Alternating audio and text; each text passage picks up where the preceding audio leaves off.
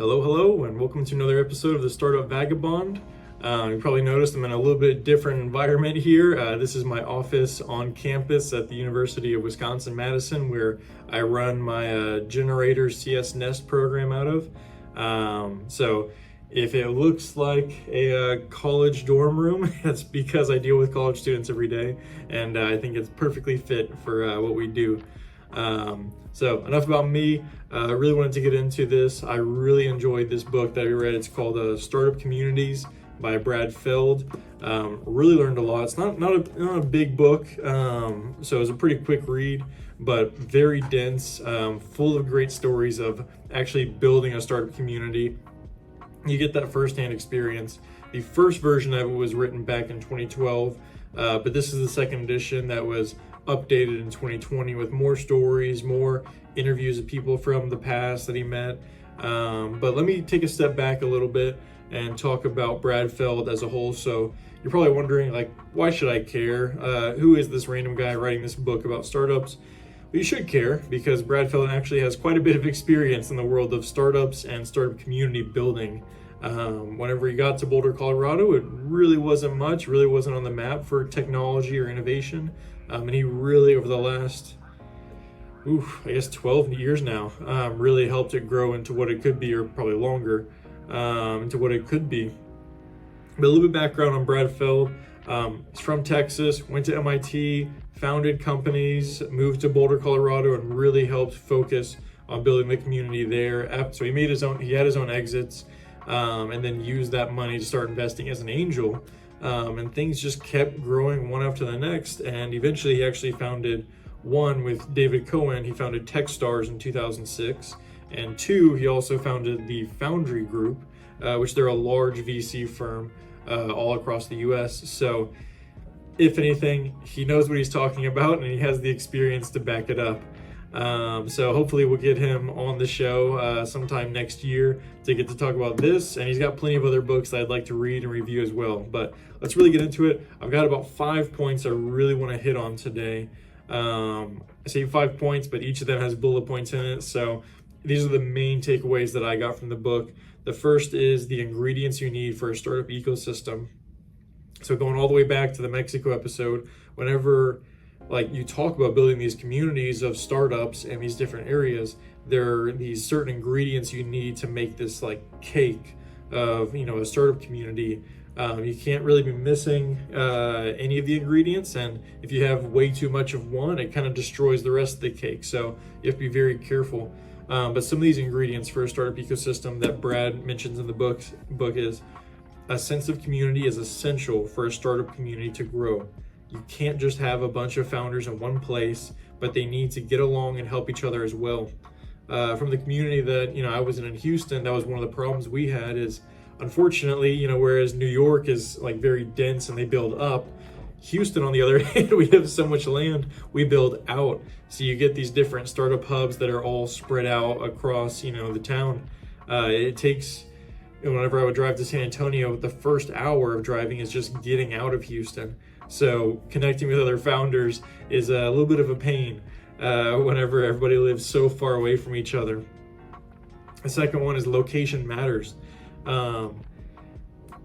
At some point, you do have to have a certain amount of density within your area to support technology, to support founders, to support everything else that they would need in this community. And he lays out this equation. He calls it entrepreneurial density.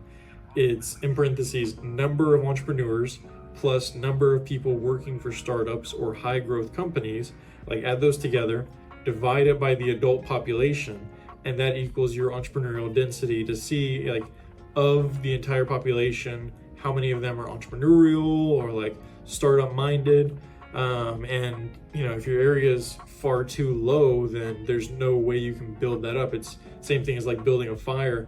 If you don't have enough wood, it doesn't matter how many sparks you get on it, it's just not going to catch. A culture of openness and information exchange.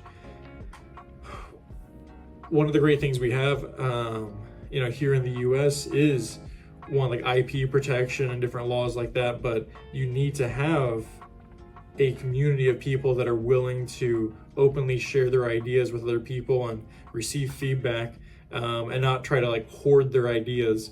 I've heard it like a million times on either the Y Combinator show or elsewhere of, ideas are cheap. It's all about the execution. And that's one thing that I'm really trying to hone in with my class of student founders here at UW is, ideas are cheap. Like, it doesn't matter if somebody else might have a similar idea to yours.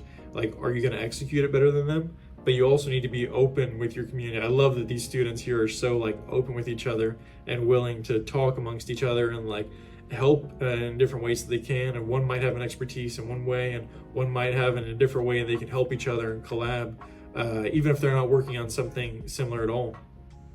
And the last one is, in these startup ecosystems, the last ingredient is you need the creative class. You need the type of people that are willing to try new things, fail, and try again.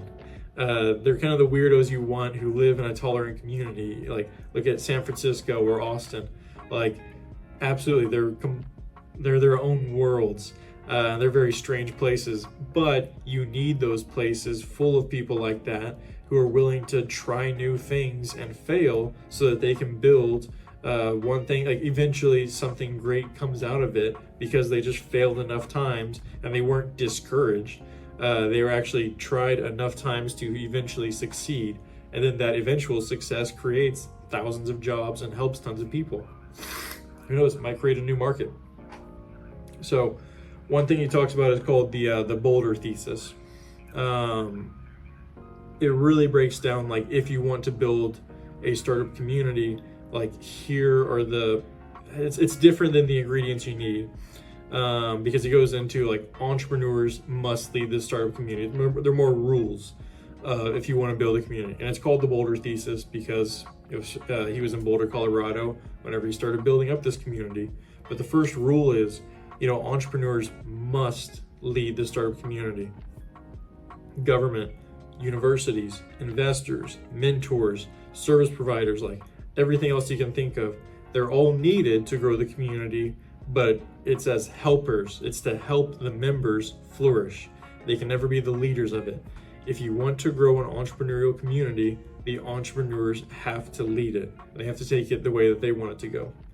The leaders must have a long-term commitment. One of the things he keeps repeating in this is, if you're going to be leading a community, you need to view it as, I'm going to be here for 20 years and I'm going to help this community thrive. But every year that passes, that 20-year commitment resets. You must have a long-term commitment. You can't just go in there and try to private equity buy in, like flip it and get out quick. That is not how you build a sustainable community. The startup community must be inclusive of anyone who wants to participate in it. And that goes for anyone. It's pretty open-ended. The startup community must have continual activities that engage the entire entrepreneurial stack. So from your salespeople to your marketing to your developers to everybody in between, you have to have different activities and different events that are going to include everyone and kind of shine a light and talk good about like all the work that's going on in your community. So the third point I wanted to touch on is the key attributes to leadership in a startup community. Like, if you're going to be a leader in your startup community, if you're going to push it to grow and to like be more inclusive and add more people to it, like, first rule, you must be inclusive. Don't just say hello to new people, welcome them in, get acquainted with what's happening, connect with multiple people. Like, one of the rules he sets in his community is don't just say hello. Like, when you meet a new person, find out what they're interested in, find out what they're into, and connect them with 2 or 3 other people that have either similar interests or in similar industries that they can get acquainted to and like quickly build friendships with. That's how you build a community. Play a non-zero sum or positive sum game. Like, like I tell my students, if you really boil down what an entrepreneur is, they're just somebody who sees a problem and decides that they're going to be the one to solve it. And if they make some profit off of it, awesome. You cannot build a community if everyone's looking at this as a zero-sum game of like there's only so much business. That's the cool thing about entrepreneurship. You're literally creating like a new path. You're, creating sometimes creating a whole new industry. I think it was Steve Jobs that said, if you would have asked people what they wanted, in 1910, they would have just said a faster horse. But instead, Henry Ford decided to build a car, and it created a whole new industry of automobiles and, roads and infrastructure and mechanics and everything else in between. But we wouldn't have that if somebody would have thought, well, how can I just slightly iterate on what it is? Like, go create something new. You have to be mentorship driven. So bringing in those kind of older people that have more experience to coach the younger people that have more of the energy and ambition. Like, you need to be focused on it. You need to have porous boundaries. Always letting people be very inclusive, like we already mentioned. Give people assignments. Be very specific with, like, you need to have this done. Whenever we have our one-on-one meetings in my class, I always like to finish it with action items of, here is what you must do before either our next meeting or before our classes on Friday afternoons. If you just leave things open-ended, sometimes people will just procrastinate or they won't do anything, and then they'll show up next time and like, well, I got nothing done. But if you give them the very actionable, like, do this 1 or 2 things before this time, super simple. He talks a lot in the book about giving assignments as like, go and talk to this person, like, go and do your market research, go and sit with this person to figure out how to do your market research. Very actionable things to get them just one step closer to a launched product that actually works. Experiment and fail fast. Once again, failure should not be discouraged. In fact, it should be, great, you failed, awesome. You're one failure closer to a success. Like, get up, take some time off, take a deep breath, get a good night's sleep, eat a healthy meal. Let's get right back to it. All right. The fourth one is the classical problems that startup communities face. The typical startup communities that everyone thinks of in the US are Silicon Valley, Austin, New York, Boston. But there are so many that have tried but have failed, or have tried and have been stunted. And there are a bunch in here that you kind of go, a bunch of reasons why they come up against these problems. And some of them are, complaining about capital of, well, there's not enough venture money here. It's like, don't worry about that. Like, go low code, go no code, go like bootstrapped. Figure out what you have to do to not have to raise money. Like, don't even worry about it. Just keep moving forward. Being too reliant on government. People who are worried about different government programs that are going to fund their startups, like, don't even worry about it. Making short-term commitments, having a bias against newcomers, attempt by a feeder to control the community. So like we mentioned earlier on how entrepreneurs have to be the leaders of these startup communities, he breaks things down into founders and feeders in this book.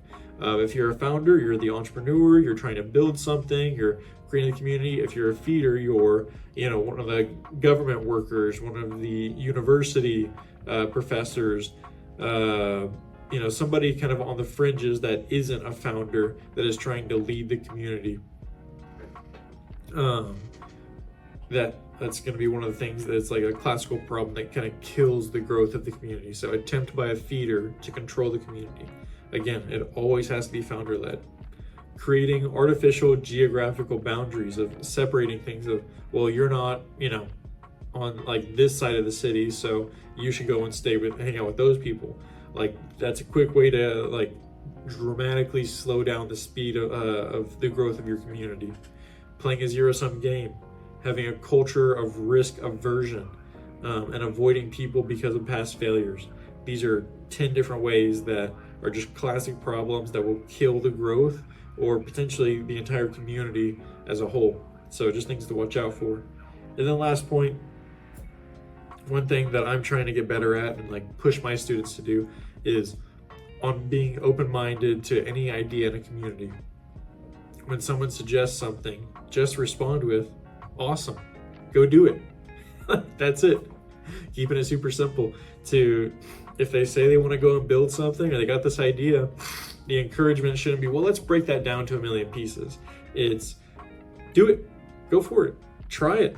Like, what's the worst case scenario? Give it a shot. Who knows? It might work, you know? So those are the 5 points that I really wanted to touch on. Again, this book, Startup Communities by Brad Feld, great book. Highly encourage you check it out. Highly encourage. I'm sure there's an audiobook version. I just read it. It's not long, but would highly suggest if you are in a startup community that is not San Francisco or Austin or New York, I would highly, highly, highly suggest you get this book and give it a read over and see how you can implement some of these ideas to better your own community. But that's all I got for you today. My voice is about to go out. I've been talking all day and in meetings as well. I had 26 different meetings with students last week and then had to teach a class. So trying to be very careful with my voice so it doesn't just go out every day. But all right, until next time, I'll see you later.